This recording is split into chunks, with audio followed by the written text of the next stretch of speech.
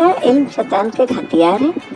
ایک شخص ایک دفعہ میرے پاس آیا اور اس نے پوچھا، میں بہت زیادہ علم حاصل کرنا چاہتا ہوں، بہت زیادہ۔ میں نے کہا تو حاصل کر لو، کس نے روکا ہے؟ تو اس نے جواب دیا، جناب مسئلہ یہ ہے کہ علم بعض اوقات تکبر پیدا کرتا ہے۔ مجھے ڈر ہے کہیں وہی سب کچھ نہ ہو جو شیطان کے ساتھ ہوا، کہ وہ اپنے علم کے زوم میں خدا کے سامنے کھڑا ہو گیا۔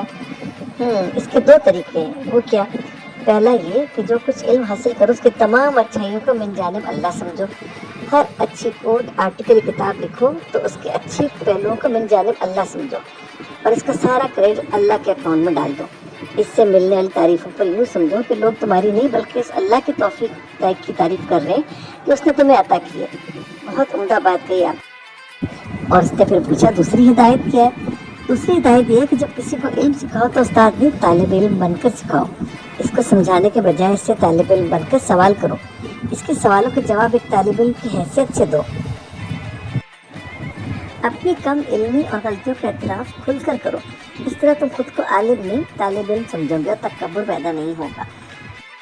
بہت شکریہ، اس نے کہا، آپ نے بہت اچھے طریقے سے بات کو سمجھایا۔ یاد رکھو، علم وہ ہتھیار ہے جس کا غلط استعمال خود ہی کو ہلاک کرنے کا سبب بن سکتا ہے۔ شیطان سب سے آسانی سے عالموں کو ہی پھانستا ہے، پہلے اسے یقین دلاتا ہے کہ تم تو عالم ہو، تمہیں سب پتہ ہے۔ جب سب پتہ ہے تو کل کے بچے تمہارے سامنے کیا بیچتے ہیں؟ اس کے بعد لوگوں کو حقیر دکھاتا ہے، لوگوں کے لائکس اور واہ واہ کو استعمال کر کے انسان میں تکبر، انا اور غرور کو مضبوط کرتا ہے۔